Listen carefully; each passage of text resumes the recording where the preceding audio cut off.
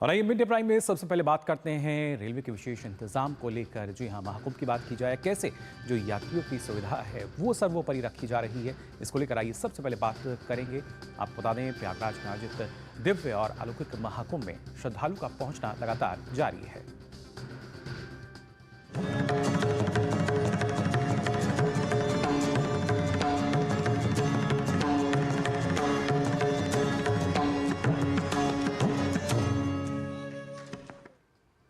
जी हाँ, दिव्य भव्य महाकुंभ की अगर बात की जाए तो लगातार यहाँ पर जो श्रद्धालु हैं वो पहुँच रहे हैं। महाकुंभ में पवित्र स्नान करने वाले स्नानार्थियों की संख्या 53 करोड़ के पार पहुँच गई है। आज दोपहर 12 बजे तक महाकुंभ में अगर देखा जाए तो करीब 75.92 लाख लोगों ने स्नान किया।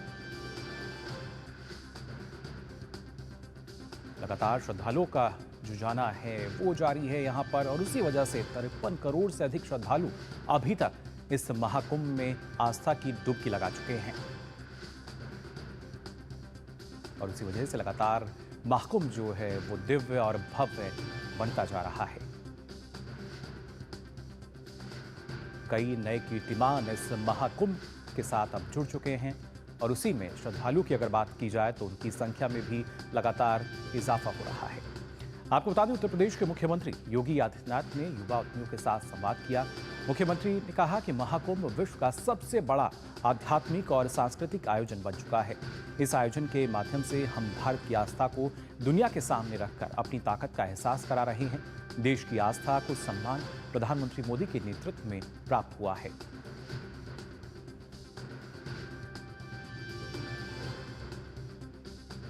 महाकुंभ के इस आयोजन में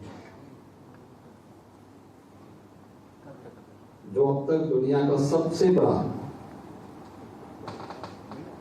आध्यात्मिक और सांस्कृतिक आयोजन बन चुका है। अब तक 53 करोड़ श्रद्धालु जन मां गंगा, मां यमुना और मां सरस्वती की त्रिवेणी में आस्था की पावन डुबकी लगा चुके हैं। आयोजन के माध्यम से हम लोग भारत की आस्था को दुनिया के सामने भी दिखा करके अपनी ताकत का एहसास भी करा रहे हैं। पिछले 10 वर्ष के अंदर देश के अंदर एक माहौल खड़ा हुआ। पहली बार देश की आस्था को सम्मान प्रधानमंत्री मोदी जी के लीडरशिप में प्राप्त हुआ। तो कैसे देश की जो आस्था है उसको विश्व में सम्मान मिल रहा है, कह रहे थे यूपी के मुख्यमंत्री योगी आदित्यनाथ। वहीं अब आइए बात कर लेते हैं रेलवे की पहल को लेकर। दरअसल रेल मंत्रालय ने नई दिल्ली रेलवे स्टेशन पर मची भगदड़ के बाद भीड़ को नियंत्रित करने के लिए कई कड़े कदम उठाए हैं। देश भर के 60 सबसे व्यस्त और भीड़ वाले स्टेशन पर परमानेंट होल्डिंग एरिया बनाने का फैसला किया गया है। स्टेशनों पर बढ़ती भीड़ को नियंत्रित करने के लिए ये फैसला लिया गया है। साथ ही जांच पूरी होने के बाद जिम्मेदार लोगों पर कार्रवाई की जाएगी। वहीं रेलवे दिल्ली में सभी स्टेशन पर कैंपेन भी चलाएगी। साथ ही साथ यात्री, कुलीन और दुकान वालों से रेलवे को लेकर सुझाव भी मांगे जाएंगे। ग्राउंड सिचुएशन जानने के लिए सबसे फीडबैक लिया जाएगा। रेलवे के लिए यात्री सुविधा सबसे पहले है, यानी सर्वोपरि है। इससे पहले भीड़ प्रबंधन के लिए नई दिल्ली रेलवे स्टेशन पर शाम 4 बजे से रात 11 बजे तक अगले एक सप्ताह के लिए प्लेटफॉर्म टिकट की बिक्री बंद कर दी गई है। इसके साथ ही भारतीय रेलवे ने महाकुंभ के श्रद्धालुओं के लिए आज से 5 अतिरिक्त विशेष ट्रेनें निर्धारित की हैं। इसके साथ ही रेल मंत्रालय की ओर से ये भी स्पष्ट किया गया है कि प्रयागराज की ओर से जाने वाली सभी विशेष ट्रेनें प्लेटफॉर्म नंबर 16 से चलाई जाएंगी। साथ ही प्रयागराज जाने के इच्छुक सभी यात्री नई दिल्ली रेलवे स्टेशन के अजमेरी गेट की तरफ से आएंगे और वहीं से जाएंगे। मंत्रालय ने यात्रियों से अफवाहों पर ध्यान न देने का भी अनुरोध किया है और उनसे किसी भी पूछताछ और यात्री सहायता के लिए हेल्पलाइन नंबर 139 पर संपर्क करने को कहा है। इसके साथ ही रेल मंत्रालय ने यह भी स्पष्ट किया है कि सभी प्लेटफॉर्म से नियमित ट्रेनें हमेशा की तरह चलती रहेंगी। ये उपाय ज़्यादा भीड़भाड़ वाले समय में भीड़ को एक प्लेटफॉर्म पर इकट्ठा होने से रोकने की दिशा में एक कदम है। मंत्रालय ने यात्रियों की सहायता के लिए नई दिल्ली रेलवे स्टेशन पर रेलवे पुलिस बल यानी आरपीएफ और राजकीय रेलवे पुलिस यानी जीआरपी बलों की तैनाती भी बढ़ा दी है। उत्तर रेलवे ने प्रयागराज की ओर से जाने वाले लोगों की अतिरिक्त संख्या को कम करने के लिए कल शाम 7 बजे तक 3 विशेष ट्रेनें चलाईं। कल प्रयाग क्षेत्र में 388 गाड़ियां चलाई गईं और लगभग 18.5 लाख से अधिक यात्रियों ने यात्रा की। प्रयागराज की ओर जाने वाली नियमित ट्रेनों के अलावा शाम के समय की व्यस्ततम मांग को पूरा करने के लिए एक और विशेष ट्रेनें रात 9 बजे रवाना हुई। और हमारे संवाददाता राजेश राज और अश्विनी मिश्र हमारे साथ जुड़ चुके हैं, अश्विनी महाकुंभ में मौजूद है। और राजेश राज से भी हम जानेंगे किस तरीके से रेलवे व्यवस्थाओं की अगर बात की जाए, राजेश, कई जो कड़े कदम हैं वो हम उठाए गए हैं और कैसे लगातार प्रयास किए जा रहे हैं कि जो यात्रियों की सुविधा है उसको प्राथमिकता दी जाए। देखिए मुकुल, सबसे जो महत्वपूर्ण बात है वो ये कि जब एक व्यक्ति रेलवे स्टेशन पर पहुंचता है तो उसके साथ कम से कम 2-3 लोग ऐसे होते हैं जो उनको ट्रेन में चढ़ाने के लिए आते हैं। और शायद यही वजह है कि इसकी वजह से प्लेटफॉर्म पर भीड़ जो है वो काफ़ी दिखाई पड़ती है और भीड़ को नियंत्रित करना कई बार आरपीएफ और जीआरपी के लिए बहुत ही चुनौतीपूर्ण काम दिखाई पड़ता है। और आपने देखा होगा कि दीपावली और छठ के मौके पर जिस तरीके से भारतीय रेल ने बाहर होल्डिंग एरिया बनाए और तमाम सीसीटीवी कैमरों के जरिए उन पर नज़र रखने की कोशिश की। होल्डिंग एरिया में लोगों को बैरिकेड करके रखा गया और जब प्लेटफॉर्म पर गाड़ी ज्यों ही पहुंचती थी तब लोगों को वहां पर प्लेस किया जाता था, उनको पहुंचाया जाता था और जो जनरल डब्बे के लोग थे उनको सीधे उसी बॉगी में बैरिकेड करके रस्सी के बीचों बीच सीधा उनको वहां तक पहुंचाने की कोशिश की जाती थी, जिससे किसी भी तरह की अफरा तफरी नहीं रही। तो मुझे लगता है कि जो शनिवार को जो घटना हुई है उससे सीख लेते हुए, सबक लेते हुए भारतीय रेल ने यह फैसला किया है कि शाम 4 बजे से लेकर रात 11 बजे तक प्लेटफॉर्म की टिकरी जो बिक्री है उसको उन्होंने रोकने का निर्णय लिया है ताकि और नियंत्रित होती भीड़ से लोगों को बचाया जा सके। साथ ही देश भर के जो 60 महत्वपूर्ण जो रेलवे स्टेशन हैं उन पर परमानेंट होल्डिंग एरिया बनाया जाएगा। जो टेम्पररी होल्डिंग एरिया नई दिल्ली रेलवे स्टेशन, निजामुद्दीन या आनंद विहार पर बनाए जाते हैं, ऐसे जो भीड़ भाड़ वाले रेलवे स्टेशन है उसको चिन्हित कर 60 परमानेंट बनाया जाएगा। जैसे प्रयागराज स्टेशन पर परमानेंट यात्री सेट जो है बना दिया गया है, जिसका बड़ा व्यापक फायदा जो है वो प्रयागराज काफी फायदा राजेश इसका होगा। लेकिन अगर बात की जाए प्रयागराज की, अश्विनी आपसे हम जानना चाहेंगे वहां स्टेशन की अगर बात की जाए किस तरीके से वहां भी प्रयास किए जा रहे हैं कि जो भीड़ है उसको नियंत्रित किया जा सके। और अभी तक के हमने देखा है जो श्रद्धालुओं की संख्या है करीब 53 करोड़ का जो आंकड़ा है वो पार कर चुकी है। निश्चित तौर से, और मुकुल में दृश्य भी दिखाऊंगा कि कैसे श्रद्धालुओं का आना अनवरत यहाँ पर जारी है। लगातार अब तक का अगर 12 बजे तक का आंकड़ा देखें तो 75 लाख के आसपास श्रद्धालु स्नान कर चुके हैं। कल 1.5 करोड़ के आसपास श्रद्धालुओं ने स्नान किया था। आंकड़ा 12 बजे तक अगर 75 लाख का है तो आप मान के चले 1.5 करोड़ के आसपास आज भी स्नान करेंगे।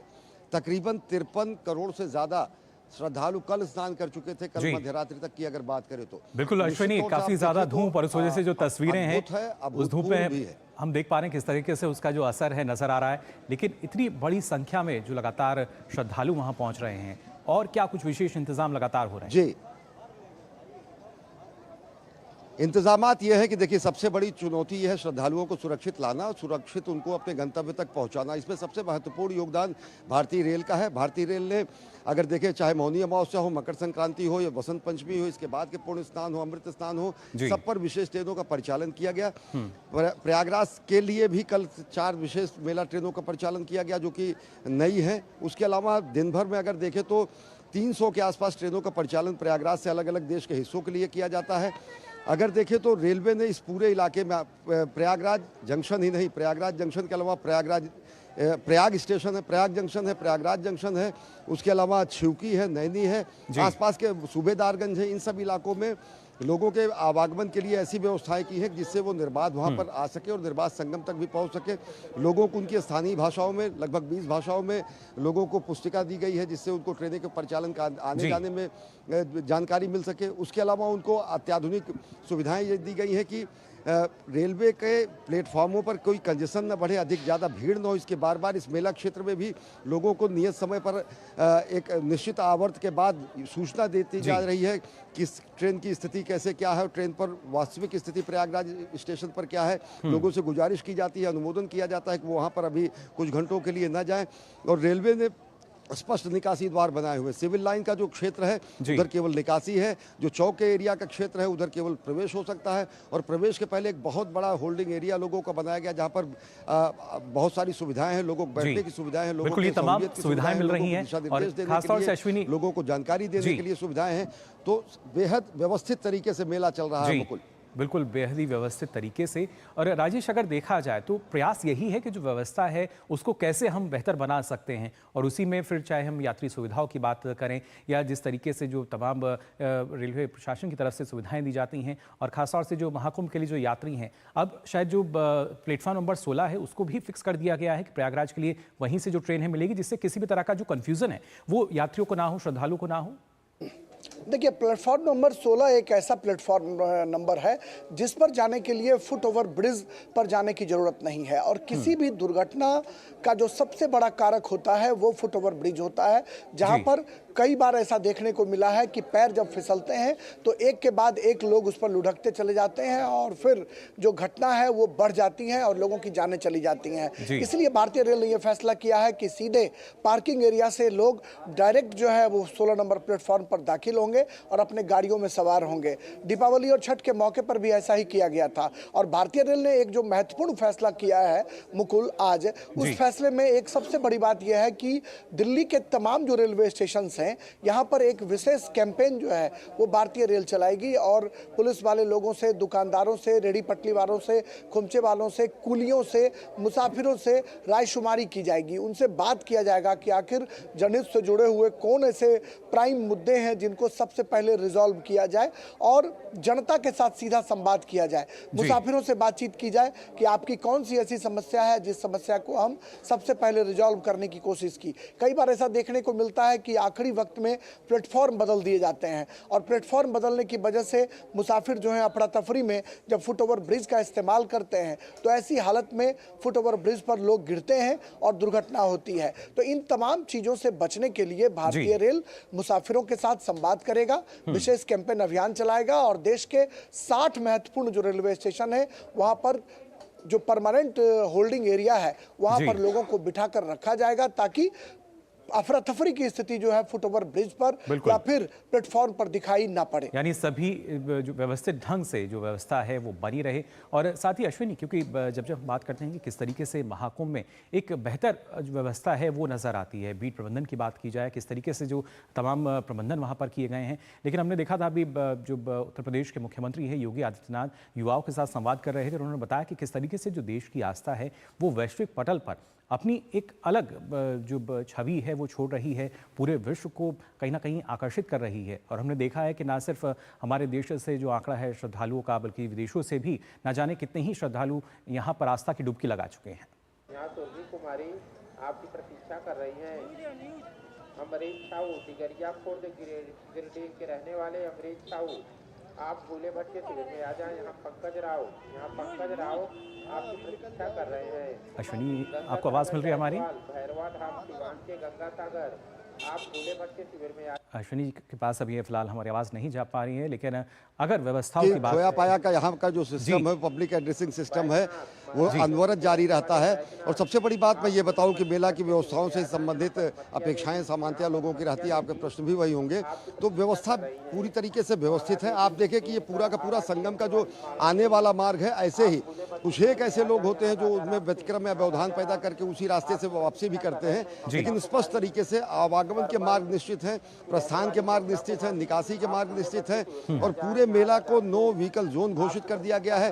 केवल और केवल लोगों के यहाँ से मेला क्षेत्र में एंट्री करने के बाद 2.5 किलोमीटर तक की स्थिति है, वहाँ तक केवल पैदल जाना ही एकमात्र उनका विकल्प बचता है। लेकिन इसके अलावा भी पूरे के पूरे मार्ग पर सुव्यवस्थित तरीके से किसी तरीके का आवागमन या व्यतिक्रम न हो, इसकी भी व्यवस्था मेला प्रशासन कर रहा है। इन सब के अलावा अगर देखें तो जो मेला क्षेत्र से आसपास बड़ी पार्किंग बनाई गई है, वहाँ तक लोग अपने निजी वाहनों से आ रहे हैं, वहाँ पर उनको रोक दिया जाता है। तो उसके बाद वहाँ से शटल बसें हैं।